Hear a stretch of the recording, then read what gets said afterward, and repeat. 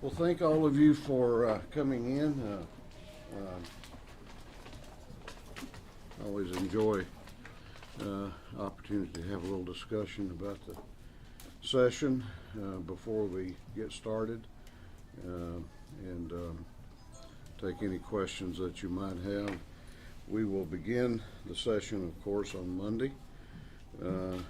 We will pass the normal resolutions, scheduling the state of the state and the state of the judiciary, and getting a little housekeeping things done.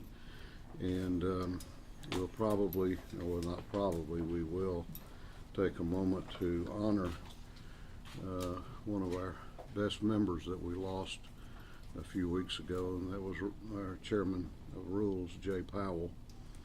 And so we'll be doing that on Monday. So, before I start, I had something very important I wanted to talk about, and that is I wanted to commend Jake Fromm on a great career at Georgia.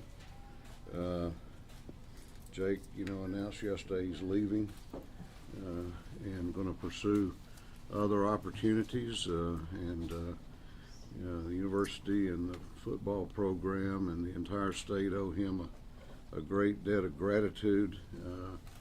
One of the greatest quarterbacks in the history of the University of Georgia.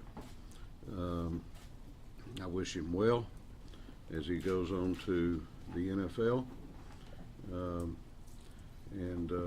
But I also want to say that I am not going to declare for the NFL. I will be back next year.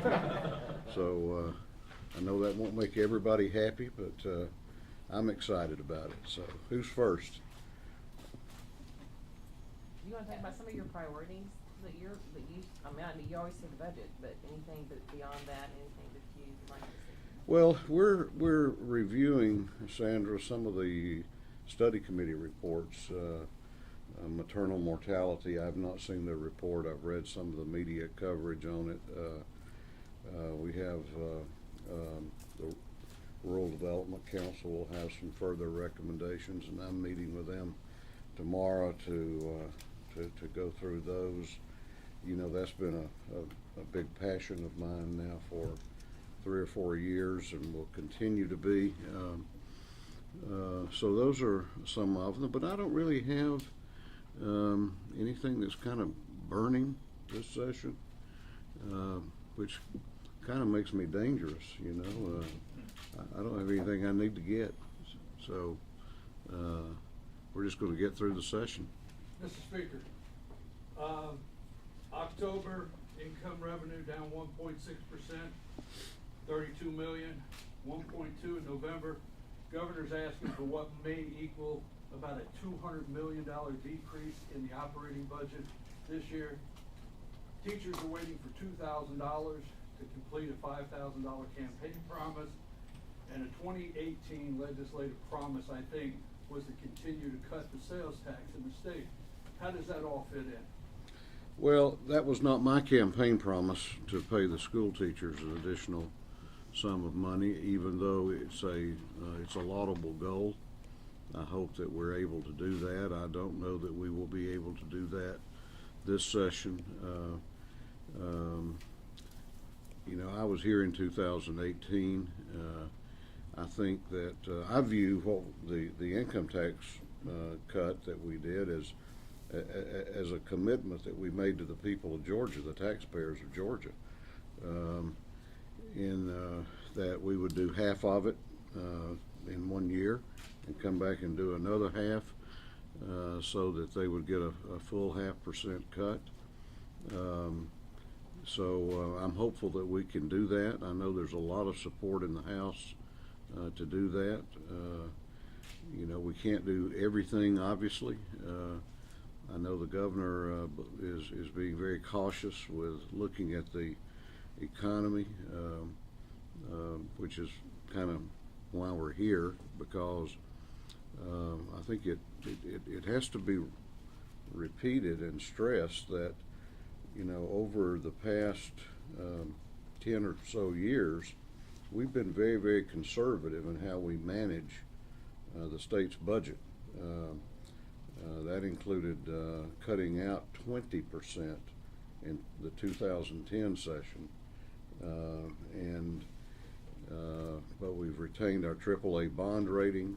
We've cut the income tax.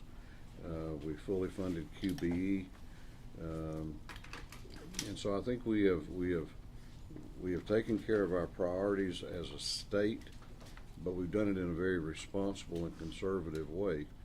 And so I do rankle a little bit when I hear people talk about wasteful spending, because I'm still trying to find it, and I have been for 10 years now. Mr. Speaker, if you're faced with the question of whether you're going to make relatively large cuts to non-formula agencies or go ahead with the tax cut, if those are your options, which would be your priority? I'd have to look at the cuts specifically. I don't think you can take a blanket approach to that. You know, I told my caucus Tuesday we always have to keep in mind that the budget is more than about numbers and percentages, because those are dollars that touch people's lives. Those fund programs which are important to people,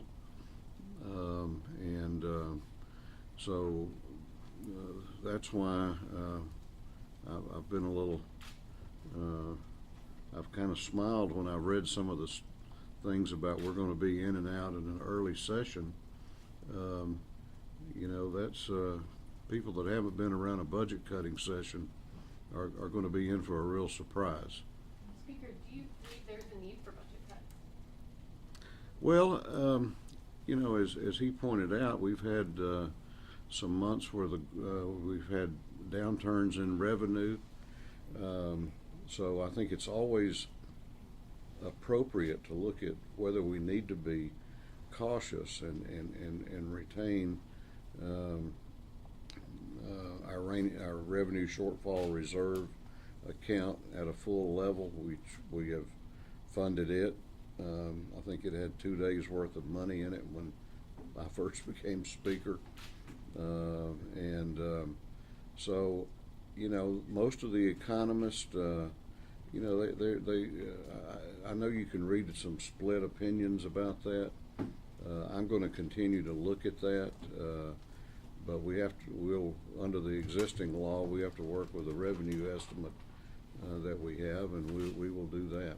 Mr. Speaker, are you concerned that election year proposals and legislation, we always hear from both sides in election year bills that cater to their respective bases, are you concerned that that might distract from the core priority of passing a budget and addressing the state's needs?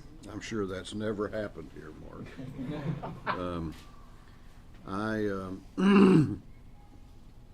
Look, I mean, last year was a tough session. You know, we dealt with an issue or two that were tough for both sides, and I respect that. You know, what I would like for us to do is what I think Georgians want us to do, which is to focus on continuing to create the kind of climate where businesses can grow jobs and folks can get up in the morning and send their kids to good schools and that are safe schools, and deal with transportation issues, and so that's where my focus is going to be, frankly. Yeah, Bill.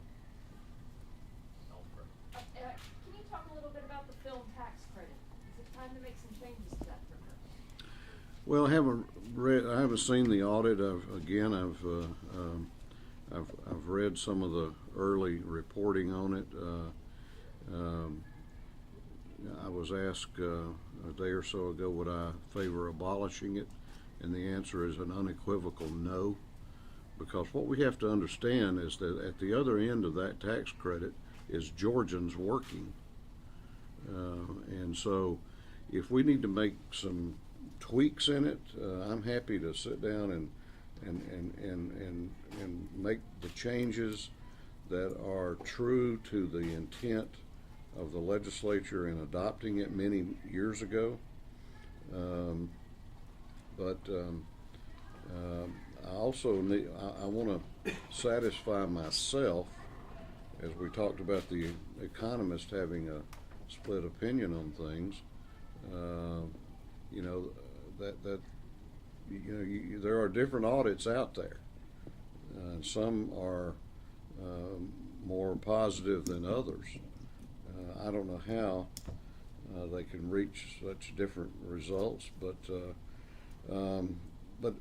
having said all of that, if we need to make some changes, I'm happy to have some discussion about that. But I think it's important that we know that we come into this process being very clear that we're going to continue that. I wanted to ask you about your priorities for rural Georgia and some specific legislation. Once again, Kevin Tanner's rural transit bill, and then speaking of audits, I also would like to hear your thoughts on the rural hospital tax credit. That also had an audit that came out here in the past month too. Well, and it didn't score very well, so I don't know if we need to revisit that. That could be one of the things that we want to go back and talk about. Rural transit was a real priority of the House last session, and apparently was not a priority over on the other side of the building. I'm hoping that they will see the value in partnering with us on that issue this session, because we're going to continue to advocate for that.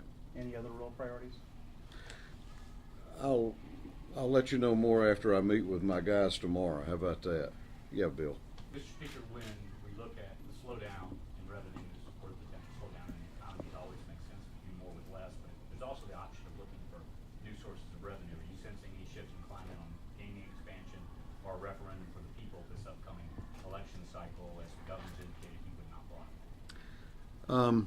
Well, it's interesting you would ask that question, because I understand that my joint committee is meeting at this very moment somewhere here in the building, and so after they meet, I'm going to sit down with them. What I charged them to do last August was to go out in the state using the Rural Development Council as a model, and engage with Georgians, not to advocate for or against these issues, but basically to be objective and inform people of the options and what would be involved, and then come back and sort of let me know if Georgians really are ready to vote on that. I mean, that's what we're talking about at the end of the day, is do we trust Georgians enough to let them make the decision as they have to under our law. We've talked about this issue here for years. So one of these days we're either going to have to say we're going to quit talking or we're going to vote it. However it comes out is the way it comes out. I've deferred to others here in the building in terms of their enthusiasm for the issue. And I found out that there are three sure things in life: death, taxes, and commitments by our friends across the hall that they're going to move a bill out on gaming this session. And that horse is still at the gate.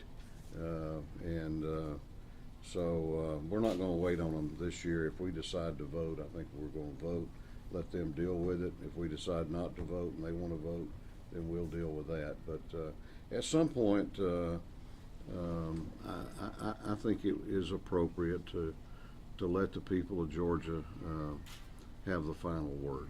Mr. Speaker, if it goes to a constitutional amendment on the ballot, what would that look like? Would that be internet, OTB, track betting, and even casinos? Would you see that being the entire? Well, there's a school, for casinos it would have to be, and for pari-mutuel betting, horses, it would have to be. There's a school of thought, I'm told, that as far as the sports betting, that it would not have to be. But then I think probably the more cautious approach is to draft the language in such a way that you're taking care of all three, frankly. And that's Would pretty- you, Yeah. the last session, there was some talk of taking over the airport, Hartsfield-Jackson, from the city of Atlanta. Will that be something that may be discussed again this session? Well, I'm not sure that in a session that we're being asked to cut the budget, it's a good time to talk about taking on an enterprise like the Atlanta airport. So I was pretty clear last session that I had some very serious concerns that that was not the best solution, a state takeover, and nothing has changed my mind. Now, a separate question is there a proper role for legislative oversight of the operation of the airport? And that's something I think we can have a discussion about. It'd be modeled after MARTOC, our oversight committee that oversees MARTA. But I'm still inclined to be a no on the state takeover. Mr. Speaker, Yeah. given the kind of budget cuts and budget uncertainty, what are the talks and plans you're having around addressing what some are calling a rural health crisis and the high numbers of uninsured? Well, obviously the budget kind of constrains what we can do in that regard. For example, was the maternal mortality committee. I think they're going to recommend some coverage for mothers for some period of time as a way to address what is a critical issue here in the state, and one we can't ignore any longer. The question becomes, is this the year we can do that? And I think that remains to be seen, because as we said earlier, we simply can't do everything. Jill, you had. Are you seeing more of an appetite for some of these revenue generators, like the marketplace facilitator bill and maybe I'm sales tax increase? I am more optimistic than I was last year about that. I think you're going to possibly see some movement, and perhaps even early in the session on that. Mr. Speaker, Yeah. there's been efforts to help more families adopt children, adopt foster children, Mm-hmm. but some of those include provisions that restrict access to same-sex couples. What would be your take on any adoption bill that came up that had that sort of provision? My take would be the same as it was the last time we did adoption reform. I thought it was incredibly ill-conceived and offensive that one of the most important pieces of legislation that we passed that year got hung up in the Senate over that issue. I will advocate very strongly that not get hung up again. Mr. Speaker, there's a religious liberties bill over in the Senate that could come back to life. The governor has said he would sign a mirror image of the federal RIFRA law. I know you have said that you're focused on but the budget, things that could bring Georgia prosperity, but do you have any feelings on that bill, opinions on it if it came over the House? Well, for him to sign it, it's got to pass both houses.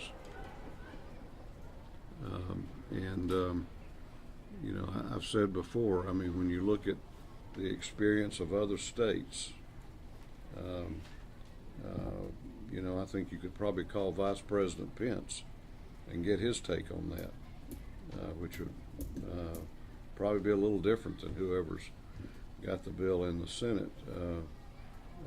I think that's a solution in search of a problem, frankly.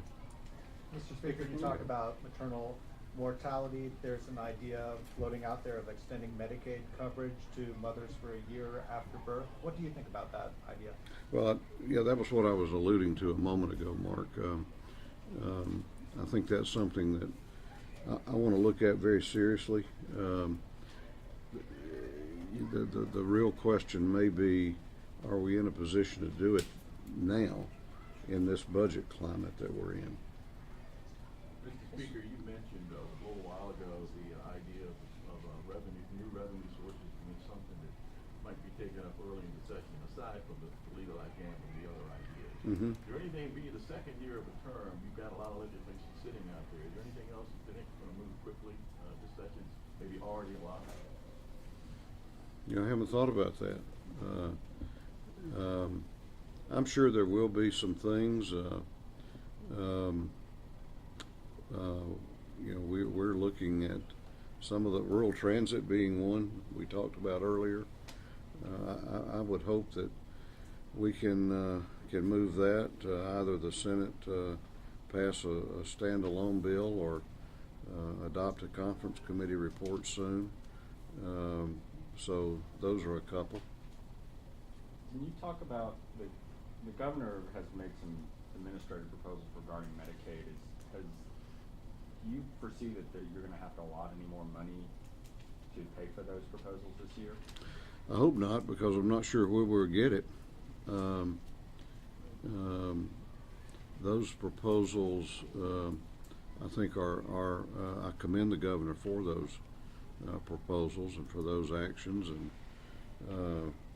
you know, once again, though, I mean, we're in a little bit of a slowdown here, and until we kind of get a better sense of where we're going with the economy, then you know, I don't know that we want to be taking on significant levels of spending. Speaker, one of the bills that was left hanging from last year is one by Representative Ballinger regarding raising the age that juveniles can be tried as adults. I'm wondering your thoughts on that. Well, I think Mandy Ballinger is probably one of the leading experts in this country on juvenile justice and juvenile law, and I plan to. I know she and her committee have drilled down in this, and I'm going to probably follow their lead on that, and whatever they choose to do, I'm going to support it. Speaker, you mentioned it was a tough session last year, and I wonder how much of that atmosphere you think might come into this session, the divisions, the feelings, that whole. None, I hope. So it's going to be a new session in terms of the feelings? Well, you know, it will be a new session. Every session is different. Every session takes on its own sort of identity, and I said I hope. That didn't mean I predict. You know, part of this is that we're in a competitive political climate in Georgia now, and when that is true, then you know you have both parties are kind of competing in a very intense way. I get that, and but you know, my goal is that the House will that members will respect each other during debate and be civil, because you know, you really can be civil and disagree, you know, and once upon a time we did that. I think it's time we get back to that. Mr. Speaker, can you talk about, what would you say to anybody who comes to the Capitol this year asking for state funding for Metro Atlanta Transit, for that plan from the ATL? They say, we've got this plan, maybe the state can pony up a little money. Well, I'm going to say to them what I'm probably going to say to others, that you might need to come back next year if the economy, if we're more optimistic about the economy, and the available revenues. I mean, look at the end of the day, I mean, you know, we have to balance our budget as a state. We've done that all of these years, and you know, you have to be very, very careful. I mean, this is going to be a very interesting session because you know, we have members in both chambers. I know we do in the House, and you know, they give speeches about cutting the budget. Well, they're going to get their chance this session. They're going to get their chance, and I think they're going to find out that it's a little easier said than done, because you know, one guy's waste is another gal's vital expenditure, and I think people are going to have a wake-up call on that this session. Mr. Speaker, very similar, but what do you tell constituents when they're coming to the Capitol in this tight budget who are asking for funding for essential needs and healthcare and education funding? What do you tell those people that are asking their lawmakers for this? Well, I tell them that we have to prioritize and that we have certain obligations that we have to meet, such as health care being one of them, education being one, public safety obviously being one, and that you know, we're in we have limited means, and there's a lot you wish you could do, much of which you don't really need to do, but we'll ask people to be patient, and if it's something that we can you know, wait till next year and talk about, we'll do that. Mr. Speaker, Representative Singleton pre-filed a bill having to do with transgender youth and their ability to compete in youth sports with the gender which they identify with. Have you taken a look at that? And No, I haven't read his bill. You've not?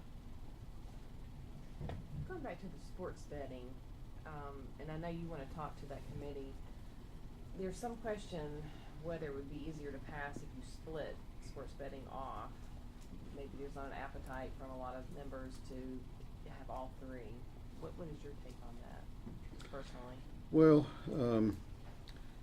you know, there is that school of thought, and then there's a school of thought that maybe that's not true. I don't know if it is or not. I know that some of that discussion is being driven by some of the industry interests which are involved in that activity, and I know they obviously want it very much, and then the industry interests that are not into sports betting don't want it very much, splitting off. You know, we're going to have to sit down and, if we vote this thing, I mean, this is, you know, this whole issue is really more than about, do you favor an expansion of gaming? I mean, that's kind of the basic question, but then if you say, if the answer to that is yes, then there's a whole lot of questions that come then. The regulatory environment and the tax rate and how many licenses you issue, the model that you create for sports betting. So you know, but we have to keep in mind, sports betting is happening in Georgia now. We're just not getting any of it. We're just not getting any money off of it. I mean, it's a big deal here in this state now, and so we have to keep that in the back of our mind. Mr. Speaker, one of the issues that Representative Powell worked on for a long time was trust funds and making sure that those designated funds are protected for the use that they were thought out to be used for. Do you think that in his absence there will be movement on that issue? That would make him happy. You know, he was very passionate about that, and then some of his, and he was a dear, dear friend, and then some of his friends who are dear, dear friends of mine were equally opposed to it. I don't know that it would be so much a thing of in his absence. I think it's going to rise and fall on its own merit, and it is something that, frankly, I kind of I sympathized with him and agreed with him on, and so we'll see if somebody takes up that cause, and we'll give them a hearing and see where it goes. Mr. Speaker, last year there was a small but vocal challenge to your leadership over your use of the legislative leave. I know that there was a law passed. What are your feelings on that law being passed, and do you foresee continued rumblings this year about your leadership over that issue? Haven't heard any rumblings. The caucus has been extremely supportive. I feel energized, and I feel good. And you know, I thought the law was a good, positive change in the law. And you know, I made a couple of commitments to the House. The law being one of them, we fulfill that, and I fulfill the other over the course of the summer. And so And sorry, what was that over the course of some of the other obligations? completing some of the cases that were publicized by certain media outlets. But you know, the rumblings, you know, I've kind of moved on, and at the end of the day, the rumblings were from people who were opposed to the way I lead the House before. They'll be opposed to the way I lead the House after. So it's just part of the territory that comes with being the Speaker. Mr. Speaker, there's another study committee in the Senate that met in off session regarding seat belts and requiring everyone to wear them in the back seat. Now, I know that still has to make its way over there, but I'm curious of your thoughts on that. Requiring seat belts in the back seat? For everyone in the back seat, not just children. I've not seen that report, Sandra. I would want to see what the data says in terms of the benefit from that. I mean, I guess one thing that separates me from Speaker Murphy was having a great interest in seat belts. You know, I let the seat belts and pickup trucks out for a vote, and I think in the House it passed like 171-2, which tells me that maybe he was on the wrong side of that issue all those years, or the House had changed, or both. So we'll look at the data and see, you know, whatever we can do at the end of the day to make driving safer for Georgians. I think we have to look at it, such as the texting and driving bill that we did. Yeah, Jill. I know you've expressed some concerns about some of the unintended consequences of the hemp legislation. Of what? The hemp legislation? Yeah. Do you see a need for any legislative fixes this year? I think it's too early to say.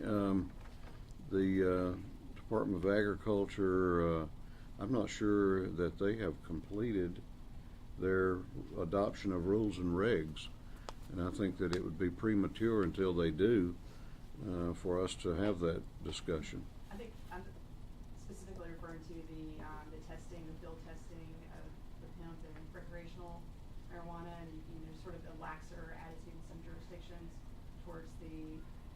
Oh, toward the prosecution. Right, exactly. Do you see any need for legislation that might address the enforcement side? You know, we were hoping that the GBI could help us there. I'm not sure they're going to be able to, and I'm not being critical. The technology may not be there yet. It may be cost prohibitive, and so if we make a determination that that they can't be helpful for whatever reason, then it may be time to kind of go back and look at that.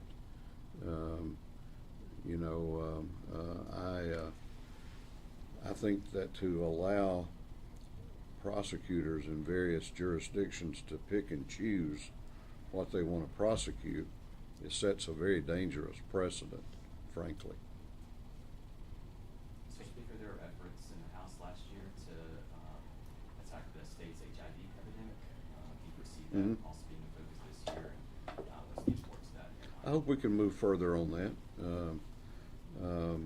I know, I think that was Chairman Cooper that did that, and she did some great work on that, and so I would be hopeful that we could make further progress this session on that. Let's do a couple of closing ones. Particularly considering the need for new revenues, do you sense any pressure to again address raising a tobacco tax or taxing vaping products? Well, it's two separate questions. I don't know. I don't want to get into tax increases. Now, the vaping is a little different because it's newer.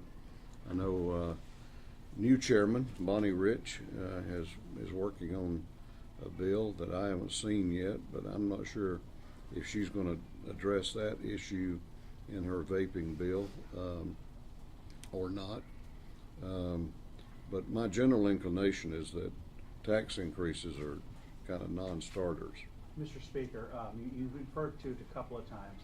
Can you address what is the relationship you feel like between House leadership and Senate leadership? Do you think you're going to have some maybe open battles or situations that may come up with this session? Like I said, you mentioned it with a couple of pieces of legislation, and also your relationship with the governor's office too. I think we have a good relationship with the Senate, and I have a lot of respect for their leadership, and I mean,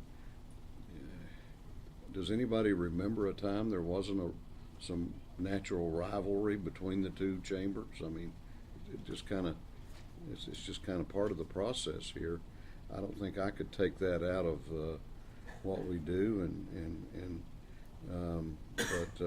and the governor's office, we have a good relationship. I've known Governor Kemp for a long time, and we talk frequently, and so I think everybody here is getting along pretty well right now. Mr. Speaker, at the beginning of this, you Hey, Claire. kind of said, hi, good morning. You kind of said, I don't have specific priorities, that makes me a little dangerous. What do you mean by that?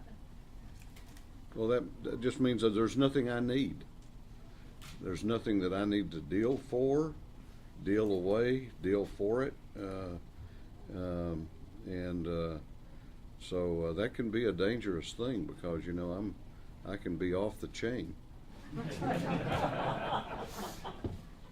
last question. Mr. Speaker, looking at I keep hearing revenue and revenue generators and new revenue. What about the possibility of lost revenue? I think, not to quote you, you said you haven't had an opportunity to read the audit on the film industry. And I could say, for one, North Georgia has been a benefactor of the tax credit of the film industry. They're filming something there every day, so in no way am I advocating to end that. But reading some of the reporting, if a company doesn't need the sales tax credit, they can sell it for cash. I mean, there's little things like that. I call them little things. Are you saying can you tell us once you look into this, not ending that credit, but maybe tightening it up? Maybe it's the time. I think that's what I said. Is it what you said? I don't know. No, that's what I said. Okay. Because I said I'm not in favor of ending it.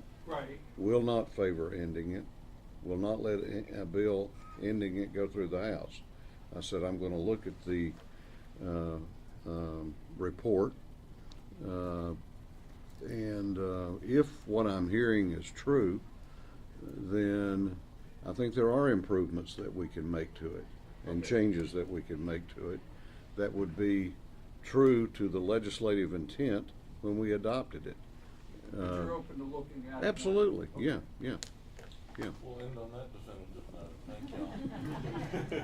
Thank you. Thank you, Speaker. Thank you, Mr. Speaker. See y'all Monday.